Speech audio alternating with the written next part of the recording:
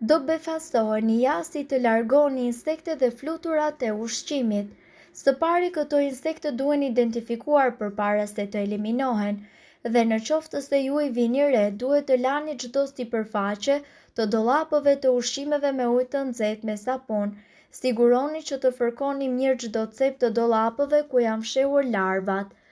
Dhe kështu duhet të pastroni çdo enë që është përdorur për të ruajtur ushqimet.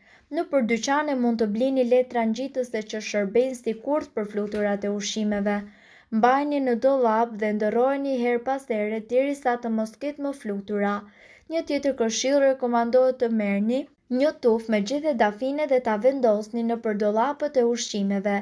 Sa herë që të jetë e mundur, drithra dhe mielin mbajini në frigorifer për disa ditë përpara se t'i vendosni nëpër dollapët tuaj në mënyrë që ato të mos preken nga fluturat apo insektet të cilat gjenden në ushqime.